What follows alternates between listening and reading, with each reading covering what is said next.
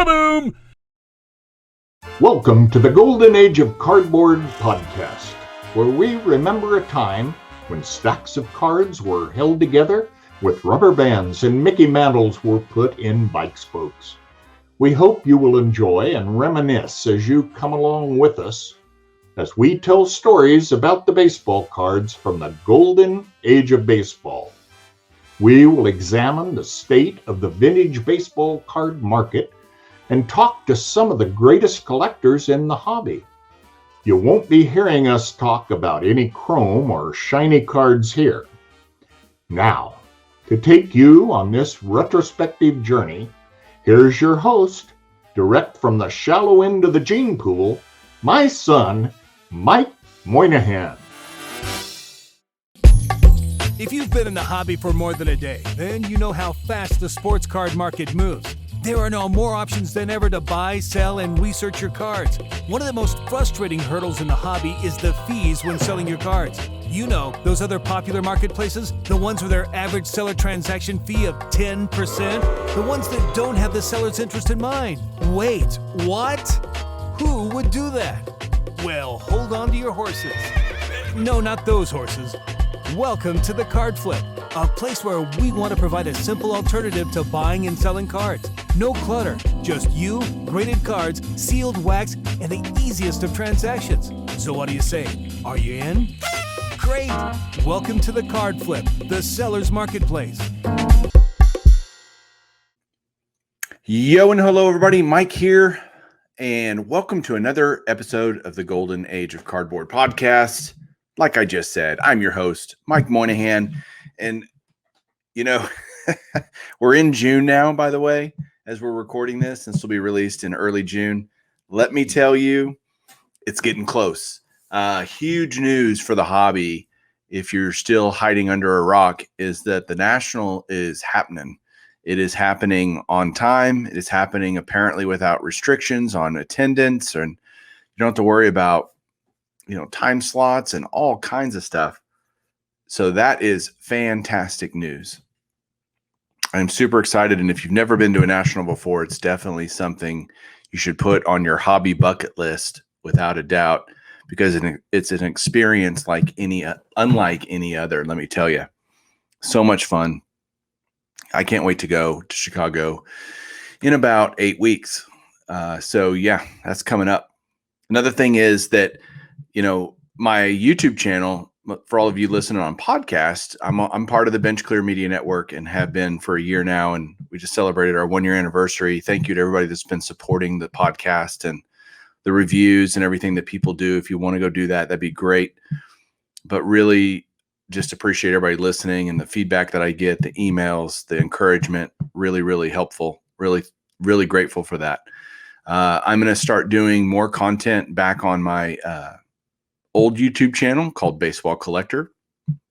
Really difficult name to remember, but I've got tons and tons of videos there and going to start doing some more regular content over there and just kind of do both. I'm going to have stuff that I put out here on Bench Clear and stuff that I put out over on the Baseball Collector channel.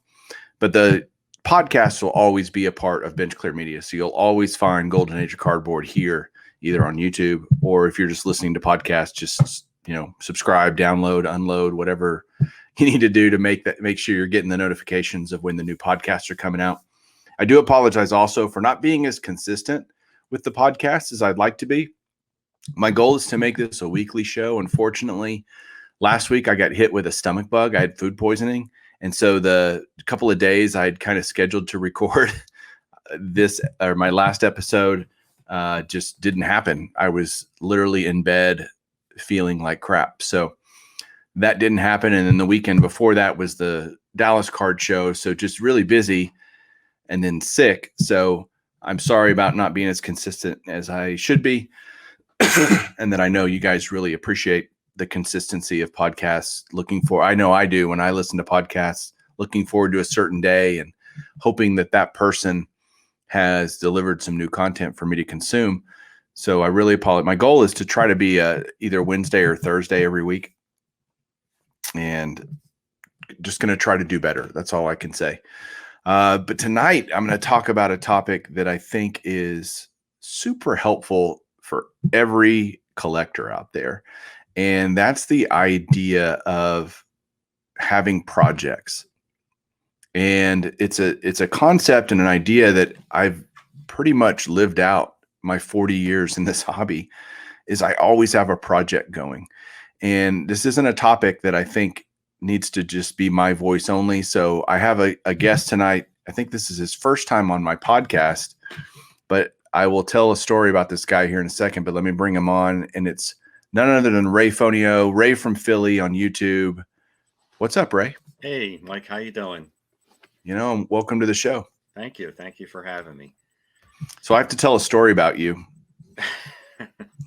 That's okay. Yeah, go ahead. I don't know how many years ago now, but you were my first friend in the content creation world. Yeah. The first person I talked to, the first person that I connected with when I first started creating content, I was a consumer of content and watching other people's stuff and enjoying it and all that. And I'm like, I have some pretty cool stuff. Maybe I'll start doing some, videos. I do have a face for radio, which is really good that I have this podcast, but I wanted to make content. I wanted to show off some stuff. Never in a million years did I think that idea would blossom into all the great people that I've gotten to meet and know. And you were the first one. And when I first talked to you that first time, Julie thought I was nuts. My wife thought I was nuts. She's like, "Who are you talking to?" I said, "Ray from Philly." And she's like, "Who's Ray from Philly? Who's this creepy, Italian guy from Philadelphia?" And I'm like, "Well, he's actually a good guy." And it just, you and I have been friends ever since. I don't know how many years ago that was. What do you think? 2015. Oh my gosh. Time flies. You're uglier than you used to be 6 years ago. You know that? I've only gotten better looking, so that's good. But no, it does fly. Time does fly. Oh, God, and yeah. I just want you to know before we get started, I appreciate your friendship and, Likewise, all the long conversations on the phone about cards and doing videos together and everything. And yeah, it's the coolest part of the hobby. We say it all the time, right? absolutely. Yeah, my pleasure. Yeah.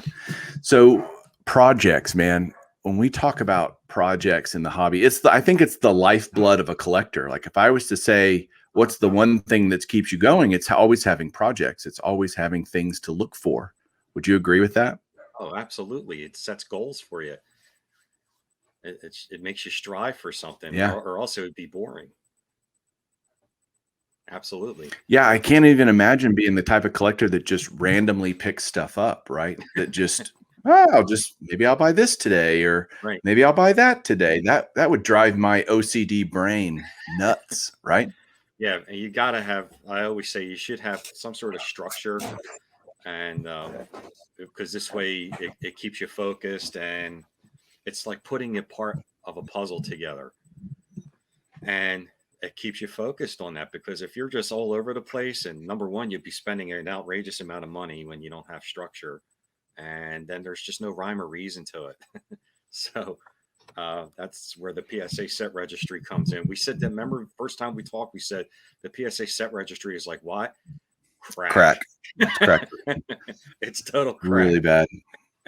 All right. So if somebody's out there and they're thinking, okay, I get the idea of projects, or, maybe I want to start a project or something. What advice would you maybe give some people in terms of selecting a project? Because there's so many different ways this could go, and we'll go into some of it, but how do you even start? What do you think?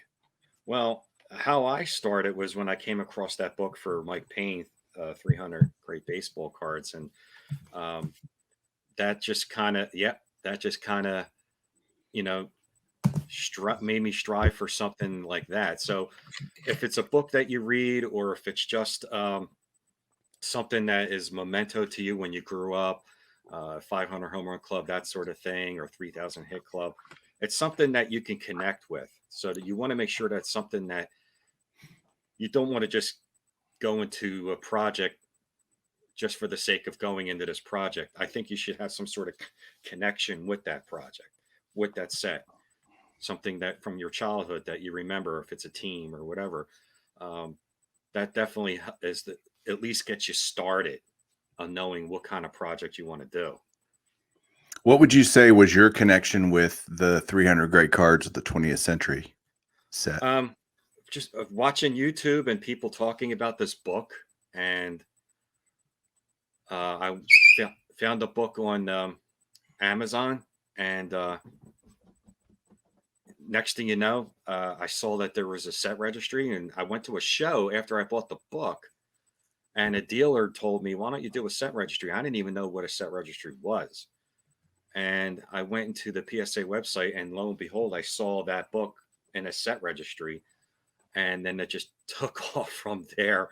It's like a puzzle. You just keep wanting more and more and more, but it's fun because it gives you something to strive for on that book. And it makes you feel like you're completing something that is worthwhile and something that you can connect with as well. So I heard it from people like you and a couple other YouTubers. They were talking immensely about this book. And then I just went into it and found out about it. And then once you start that, you see all the other ones. It's really ironic because it was the first big project that I ever did as well. Mm-hmm. And when I read the book, look, everybody would agree there are cards in there that you kind of scratch your head about, know, the Oscar Gamble card or the Kurt Bevacqua blowing bubbles. Yeah.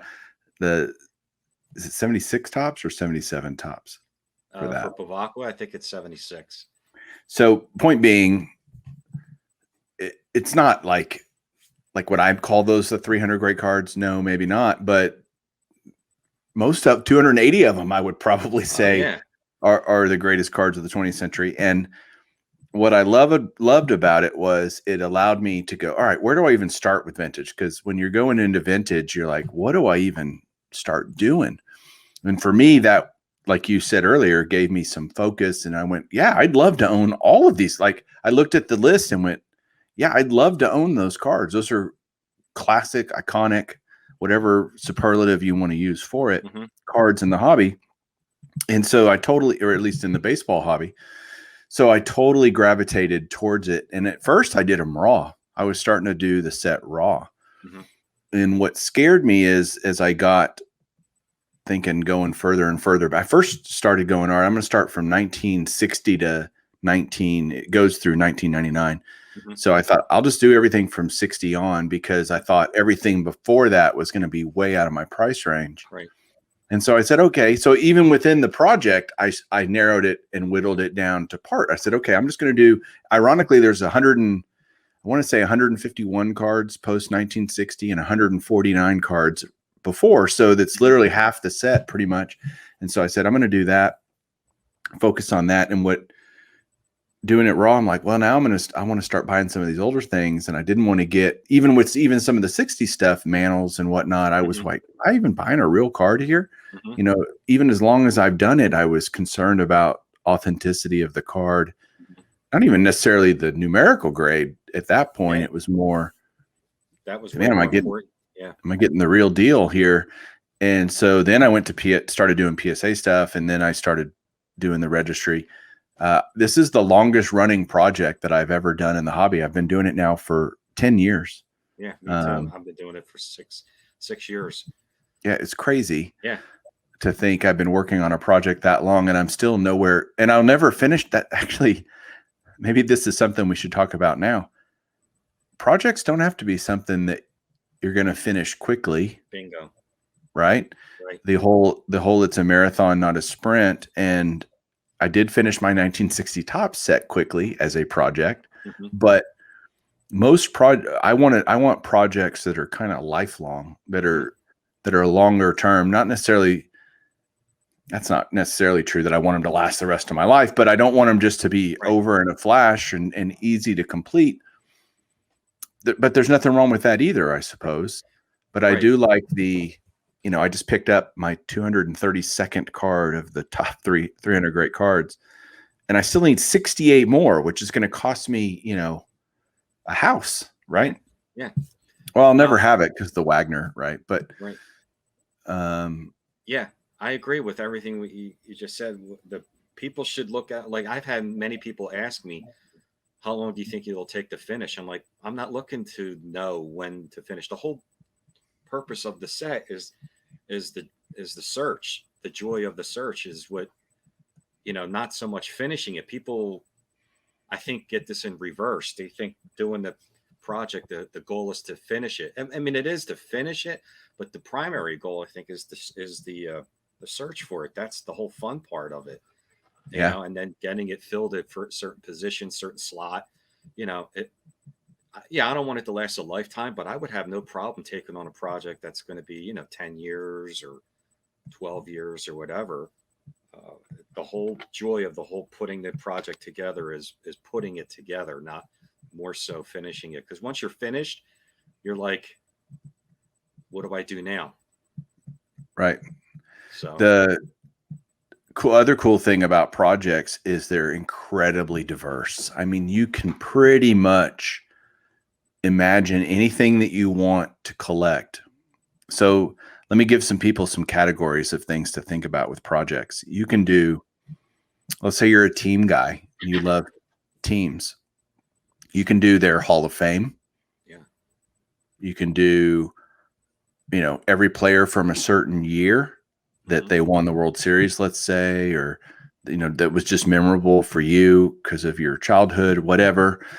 So there's so many ways you can just do a team run, like a team set, a team project. I know bunches of guys that do their favorite team and they're trying to get every Topps card, even, just raw, even like do a binder project where they're trying to get every card printed, base card of that team. I think that's a phenomenal project if you love that team, and to look through because it's all history, right? You're looking through the cardboard history, the team history. Oh, I remember that guy, and I remember that player, and I remember when that guy hit a home run and beat the Yankees or whatever, those types of things. So team oriented stuff is really awesome. Mhm.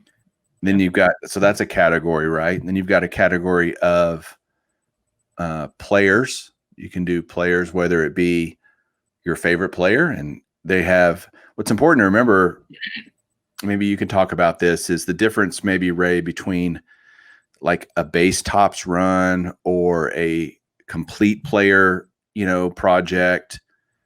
What are the major differences there? Well, for example, I'm doing Jim Palmer right now. You can do the basic Topps run, which is from his rookie year to his last year of just Topps. And then after basic Topps run, they have basic run, which would be all of his base cards, whether it could be Topps, Donruss, Fleer, Score, whatever was out at that time. And then after the basic run is master set, which is everything that guy is on, whether it's ERA leader, all-star card, wins leader, everything that guy is on. And it might even include after his playing days. It could be after, and not just his playing days. So I kind of stick with the basic Topps run because when you do the basic run, for example, his Palmer's last card's 84, so you might have to get not just the 81 Topps, but his Donruss and Fleer. So it's just more cards, and I think Topps is probably just the most significant anyway. So I just stick with that. But yeah, I mean, people can go with Topps, the basic run, which is all base, or master, which is everything that guy's on. Yeah, and I love that there are multiple choices for any given player, and it doesn't have to be just Hall of Fame players, right? Mm-hmm, There are, right. You can do player runs of non-Hall of Famers too. Yeah. And I know we're talking a lot about PSA set registries, but obviously that's not the only way to do a project. It doesn't have to be, we'll only do something if it's a PSA set registry. That's not true at all. You can have a blast doing, like I said, all the Topps cards just raw for a team, or even for a player. Don't feel like you have to do something that's only because it's a PSA set registry. Right. But we both love the PSA set registry.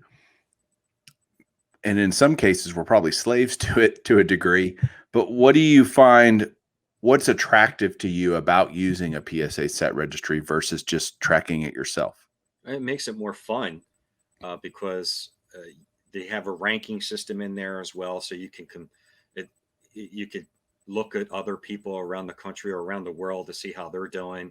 If you have friends that you want to have get involved and you have a friendly competition with that person, um, and then you could just also gives you kind of an inventory of everything that you have in that set and what you need. And then also the other advantage of being in the set registry is that if you're looking for a certain car, you can click on the player that you need and it takes you to, a shop section where you could see what's up for sale. So it's right in front of you, it's right there. But like I agree, it doesn't have to be just PSA. I mean, it could be raw if you want to do it raw. uh, a lot of people collect sets and just collect raw cars, which I'm starting to get into myself now as well. um, but yeah, I mean, I like the set registry because it's right in front of you. You can keep track of what you have. You can have a friendly competition of ranking in there, and you can shop for the cards right there instead of like searching for it or doing your own search. It's pretty much right in front of you. They Yeah, make and it easy for you. they certainly do. Another advantage for me using the registry is when you put a card into your inventory, you track when you bought it. You can put Right. a scan in there of it. You can put how much you paid for it, and it just kind of tracks all that. And it's pretty easy. It's also, they got the app, right? So if you're at a card show or whatever, and do I need that Jim Palmer card, for example, of using the set you were talking about? You can just pull up your set right there and go, yep, I need that one, or I don't need that one. I already got it. Thank goodness. Right. As much as we'd like to think we remember everything, in the moment, I've done it plenty of times where I bought a card that I already had because, I'm sure I don't have this, for sure I don't have it. And then I get home and I'm like, crap, there's money I could have spent on something else, Right. and not that you can't resell it or whatever, but it's just, I'd rather not do that if I can avoid it and make that mistake of buying a card multiple times Right. on And accident. we talked about last night about it also keeps track of how much you put into that set, Yeah. which was scary. And then Yeah. it shows you the current value, as best as it can. Um, it might be a little bit behind on some cards, but at least for the most part, you can kind of get a pretty decent idea. All right, this is what I put into it. This is what it's worth now, and it's just so advanced these days. It's just like I said, it's right in front of you, and it's a blast. It's what makes it crack cocaine, right? So, It's totally crack. I've done plenty of raw projects where I've just wanted to collect a certain set, or like I'm doing the 2001 Fleer Greats of the Game autograph set. It's a And, great set. they're not slabbed. They're all, well, a few of them are, but not intent. Like I'm not doing a slabbed version of the set. I'm just doing I just want to get them all. And so I track all of that stuff when I can't use the registry as a tool to help me track that. I have a spreadsheet with literally every different project that I'm working on at any given time. And so I'm always referencing that, using that. What sucks about it, having a spreadsheet, is I know I could put it on a Google Doc or put it on the, Google Drive, and I could go look at it during a show. But I have a massive, like if it's simple, it's probably very easy to do. Mine is much more complex. And so I don't do that. What I do when I go to a show is I'm usually printing out different things that I'm wanting to look for, different lists of cards, and then I'll take that to the show with me and have it as a reference. But you can use spreadsheets. You can use, again, Google Sheets or whatever to track your projects. The set registry just makes it super easy, right? Oh, I mean, yeah. way easier. And what I've done with the set, when I've had a card, let's say any given card, I will go look at that card, and it'll tell you what other sets you could start, what other projects, essentially, if you wanted to. For example, let's say you have a certain Hank Aaron card. Let's say you have Hank Aaron's rookie. Well, that card would fit in Well, if you were doing a Hank Aaron run, that would be handy. Post-war Hall of Fame rookie cards, Right. 500 home run MVP winners, Yeah. World Series winners. I mean, you name it, right? All-star appearance. There's so many different ways that card could be used in a certain set. That 300 great cards, by the way, that's in that set. And so it tells you all the different things that card could be a part of. Right. I noticed that too recently when I add a card to the inventory. And then after I add the pictures of front and back, it'll show you below the picture existing set or view set. And I'm like, wow, I thought I was just going to add it to this one set. And there's 3 or 4 other things that I can add it to that I'm already in. All-Star Cardboard Memories, whatever it is. I'm like, oh, all right, like Hall of Fame players. And I just add it to that. And without even thinking or without the intention of adding it to them, like I knew it was for, say, post-war rookie. And then it tells you that, hey, you're in these 3 other sets that you can add it to this set as well without even knowing. 50 greatest sluggers. It's just amazing. Really a lot of fun. It really is. And I love the flexibility that, a single card can be in multiple different projects. Mm-hmm. And for the people that might be wondering, no, I don't, if I have 5 projects that card could be a part of, I don't buy them 5 times. Once is enough for me anyway. And yeah. And so we talked about basic categories. We'll go back to that real quick. We've got, teams, players. You could do award winners, Mm-hmm. Whether it's MVPs or Cy Young winners or Silver Sluggers, All-Stars, like I said, World Series MVPs, All-Star Game MVP. I mean, I'm telling you, you can't think of something that either probably doesn't already exist, but it's like one of my favorite things is the All-Star Game. I love the All-Star Game. So a project of All-Star Game MVPs would be, and what would be cool is to, I think that set, you could do a project where you try to get their base tops card from the year they won the All-Star Game MVP. Mm-hmm. Something just thinking outside the box. Just make it fun. I think that's super important. That's a great point you made about making it something that you're going to enjoy, right. And you're going to like. We talked years ago. We were thinking of our birth year. We did the 73 Topps Hall of Fame. I started working on the 67 Topps Hall of Fame. Yes, I was born in 67.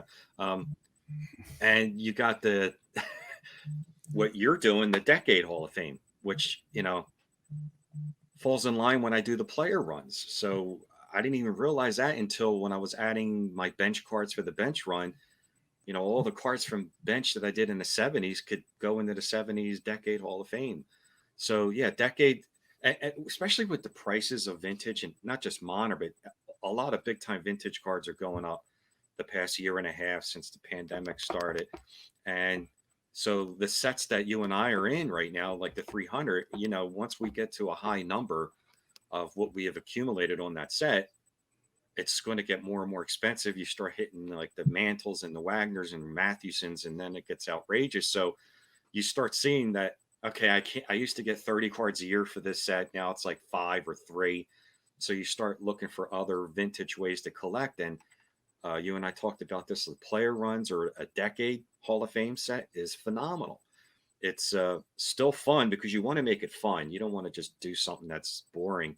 It's still fun, and it's not going to kill the bank. So if you did say the 70s Decade, you'll get K-Lines and Gibsons and Clementes from the early 70s.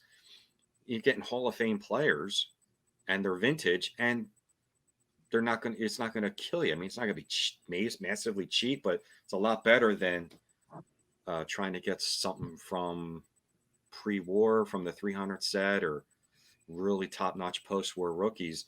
So there's other ways that people are out there. I can't afford this set. There's vintage things to collect, and it'll still be fun and still be somewhat affordable.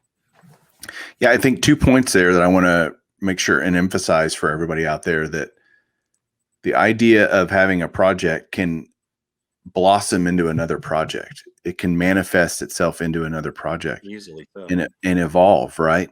which is great. And the other thing is, as you get to a certain point in a project, it starts slowing down typically, right? And so for me, having literally dozens and dozens of projects going on simultaneously at any given time, that just gives me a way to shift, okay, I'm not finding any of these out there. Let me go look for these for a little while. And then let me go look for these. And that keeps it fresh for me in terms of the hobby, because not everything's up all the time. As much as even in the last 2 years, as much as vintage and modern and everything has gone up, like autographs haven't really appreciated tremendously. And so I've been kind of looking for autograph stuff. But then it just gets hard to find sometimes, right? So that's where patience comes in. I think if you're going to be a project guy, you better damn well be patient, because the card you're wanting, and even you're finding it with these player runs, because you're wanting certain grades for certain years, and they're just not out there. I heard you say it the other day on one of your videos. You're like, I really want this card in an 8, and I can't remember. It was a Palmer card, I think. And, you're like, I can't find it out there. And I'm having, it's a common problem, I think, for anybody that's kind of project minded. Right. And the reality is, believe it or not, if you're a collector, you're project minded, because rarely does the collector just do things haphazardly. We all might end up with some things in our collection haphazardly that just are random. But by and large, most of us that have that mindset are, we're completionists, which means we're also totally anal about an OCD about our collections. And bingo, we're OCD. That's me. And things have to be in a certain place. And man, I need it to all be right. And again, all of that's, if you feel that way out there, you're very normal. Like as a collector, you're quite normal. It's okay to be that way. And it actually keeps you from just having a complete chaotic mess in your collection. You use the word focus, and that's a huge word in the hobby, right? You want to stay focused as much as you can, but having multiple projects allows me to shift that focus. I can yang when everybody else is yanging or whatever, but and I think the most important thing also too is that when someone starts a project, they get into sometimes this weird obsession where they have to finish it, and then they just go over their budget just to finish it quickly. Remember, what we're saying is, it's not about finishing it quickly or finishing it at all. It's about the joy of the pursuit of getting them. And if you finish it, that's the bonus. That's the cherry on the top, basically. But, take your time. And if it takes you 2-3 months longer or 2-3 years longer, so be it. There's no time limit. That's what's the fun thing about it. You have to restrain yourself and practice massive patience. Don't go over your budget and say, I can't take this. I want this finished now. You get it when you get it. Yeah. Last I checked, there's no deadline on the hobby, right? Right. That's what makes it fun. It's endless. It is. And that's what makes projects fun too, right? Because again, they morph into something else. One project leads to another project. Some people might find that maddening. I find it exhilarating. Yeah. I find it exciting to be inspired, especially when I get inspired to do a project by watching other people, or I see another card. I'm like, oh my gosh. And I have to be careful. I was at the Dallas show a couple weeks ago, and I bought a Nolan Ryan autographed 300 win ticket, which is a very, very cool piece, by the way. Yeah.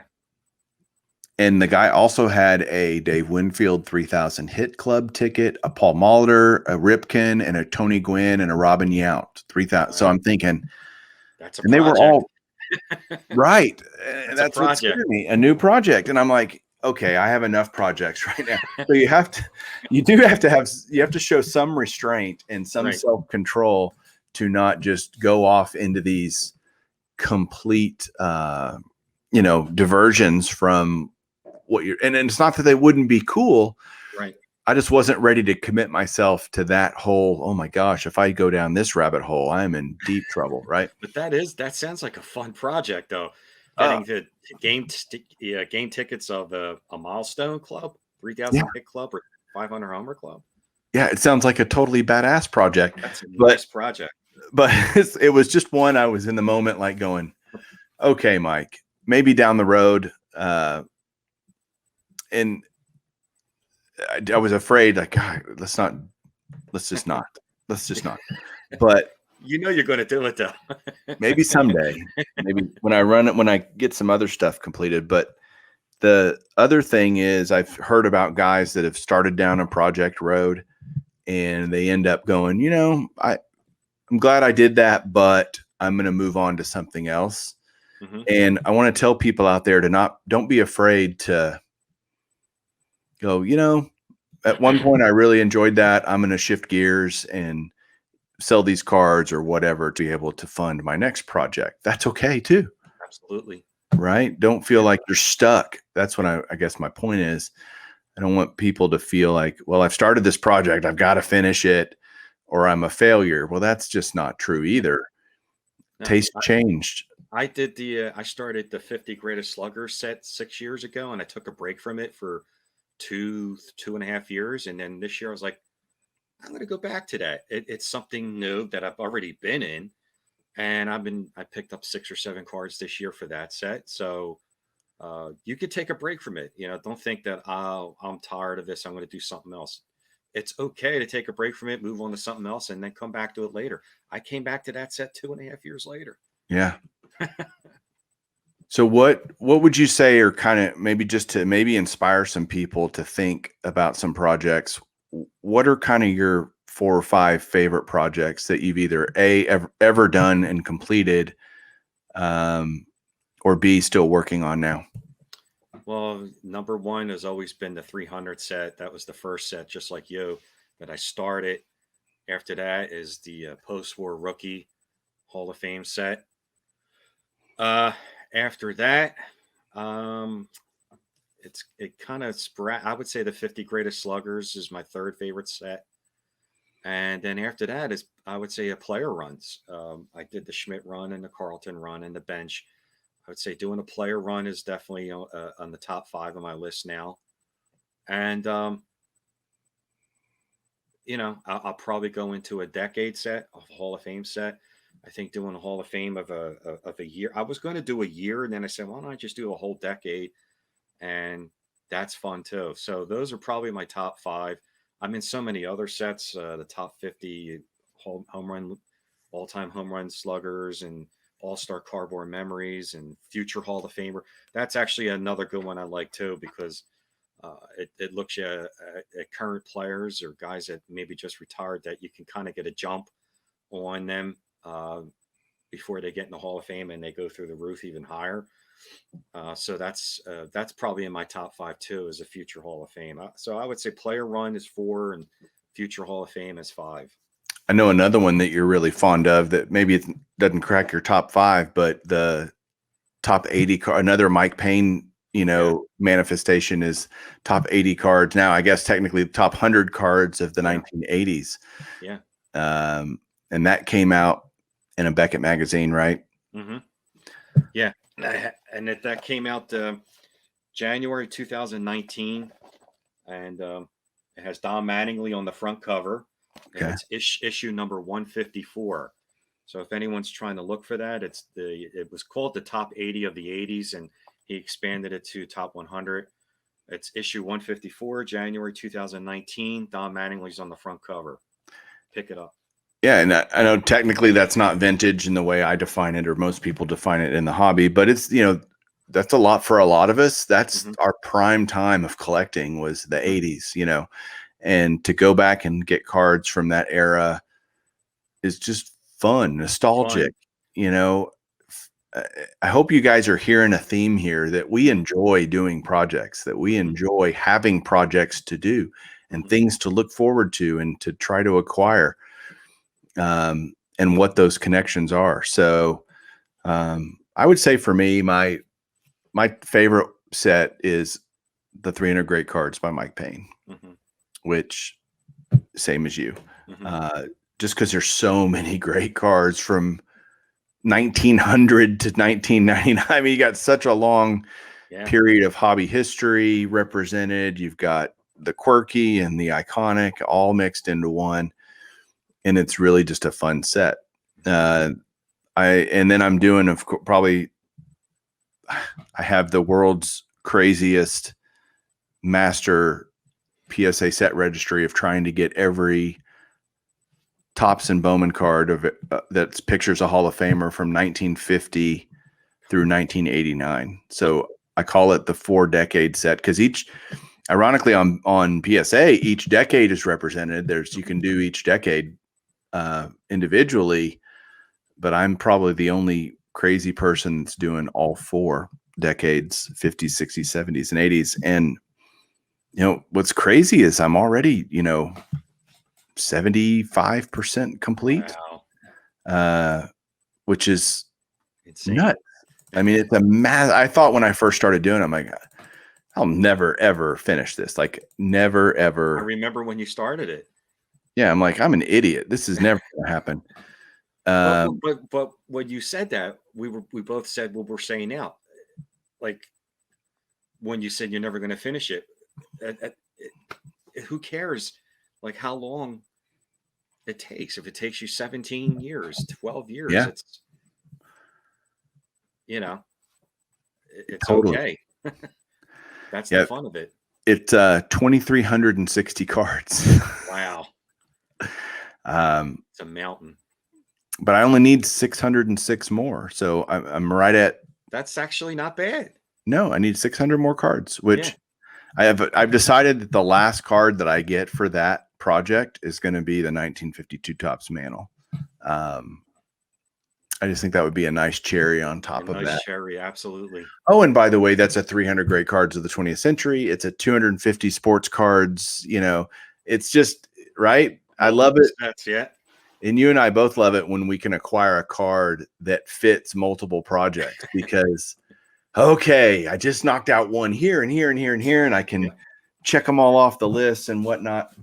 That's always fun to do that too. Yeah. So anyway, we'll finish with this. We'll let everybody go. Thanks everybody for tuning in. But the last question I want to ask you is, what advice would you give somebody, if they're thinking, all right, these guys have talked me into doing some type of project, what's some basic advice you might give them? First off, pick out a project that you can relate to it. You absolutely have to relate to it so that you'll enjoy it more. Don't just pick something out of value or potential value. That's could be part of it, sure, but pick something that you're going to enjoy, whether it's something that your team won the World Series in a particular year and you want to get that team year, or something from your childhood or something from your 20s. Pick out something that you can relate to it, that it's going to be fun, and don't rush it. Take your time and enjoy it, and that's the best advice I can give, is to make sure that you can connect with that project and not just pick out a set because, well, this is a valuable set. Pick out something that's also valuable, but also you can connect with it. Love it. Well, Ray, also tell everybody where they can find you on various social media outlets. Well, I'm on YouTube. Ray from Philly is my channel, and Facebook, Ray from Philly. So they can find me there and see all my projects I've done over the years.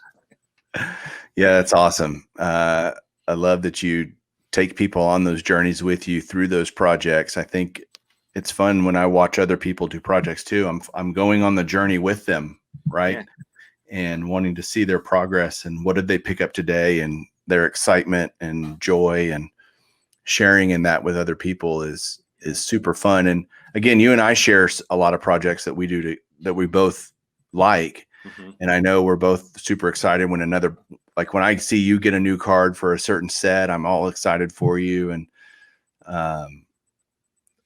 You're probably not for me, but that's okay. Yeah, well, we've hooked each other up too with the set. Like you sent me a 66 Koufax.